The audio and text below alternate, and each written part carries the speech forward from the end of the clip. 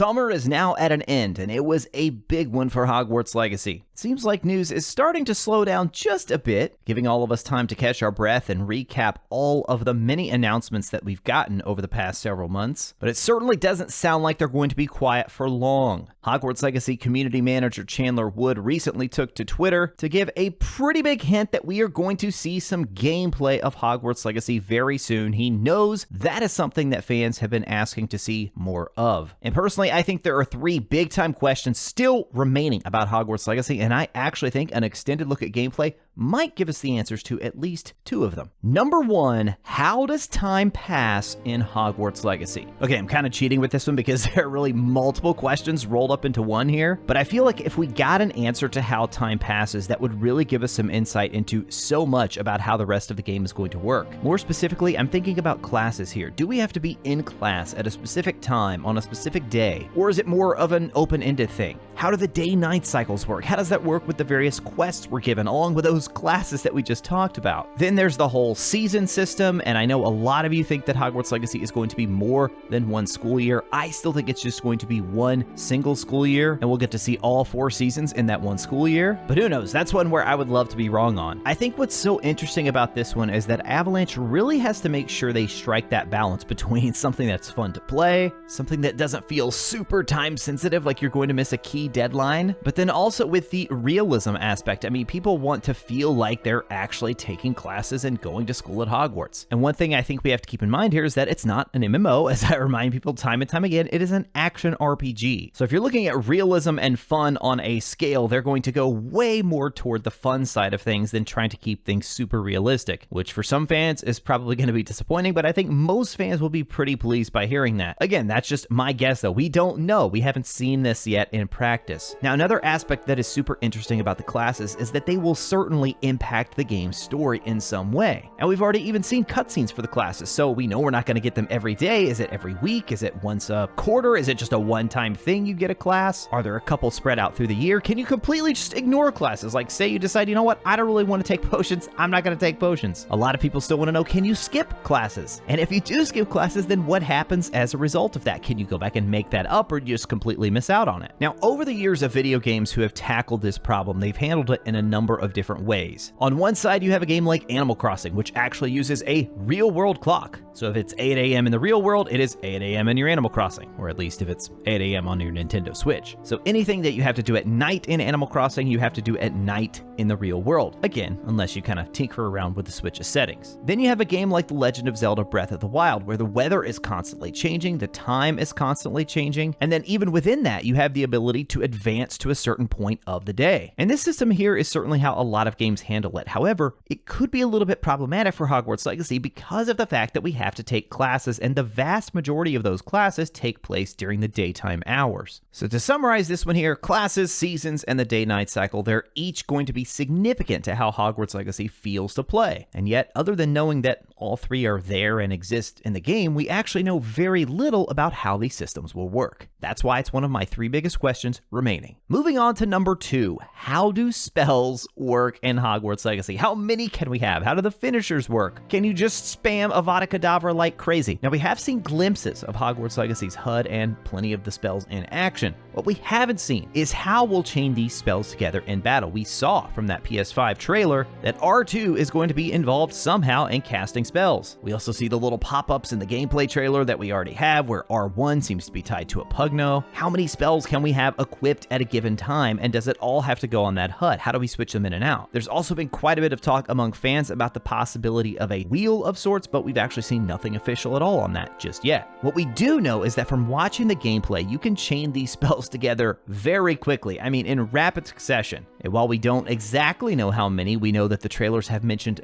dozens of spells at a bare minimum. And with me being someone who is so keen on the actual gameplay, when it comes to video games, for me at least, the story is secondary. I mean, it's great if you have an awesome story, but we play games to play games, enjoy the actual gameplay. If I wanted to just sit and watch something, I could go watch a movie, I could read a book, watch a TV show. There are plenty of other ways to get just a story, but that's what makes games so unique. So this is why, to me, the gameplay is so crucial, and I feel that spells and combat, how they all work together, is really going to go a long way to determining how fun this game is to play. I have no doubt it's going to be an absolute blast to explore. I really do. I have no doubt about that whatsoever. There are going to be so many secrets packed in this game. The adventure, the exploration is going to be top-notch. What I don't know, and I just don't feel we've seen enough yet, is how the game's going to play and how fun it's going to be moment to moment, casting spells, being in the middle of combat, upgrading all of these things. Does it feel satisfying? And that is why this remains one of the biggest questions that I still want to know, which takes us to number 3. Who is the Ravenclaw companion? Okay, at first I thought maybe I make this question, is there a Ravenclaw companion? But let's be honest, I mean,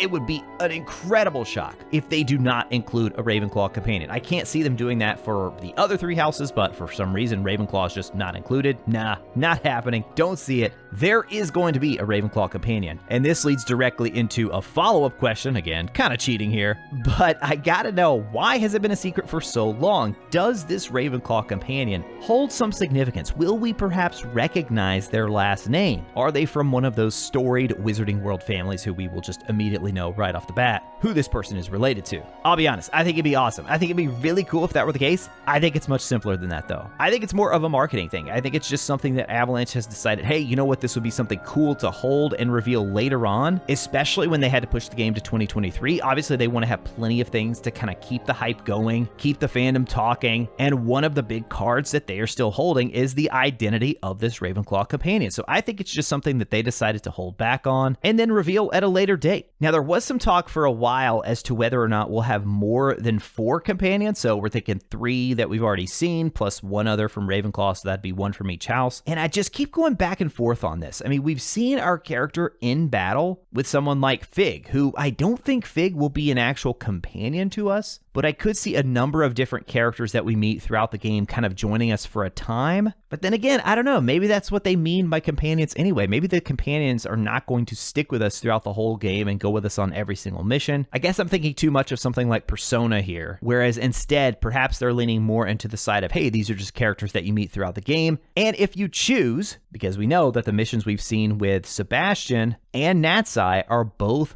optional quest, which is absolutely incredible. To still think that we've only scratched the surface of everything in this game is just amazing. Now, if you guys have enjoyed a couple of my videos, make sure you hit that subscribe button before you go. I can't thank you enough for all your support. As always, thank you all so much for watching. I'll talk to you again soon.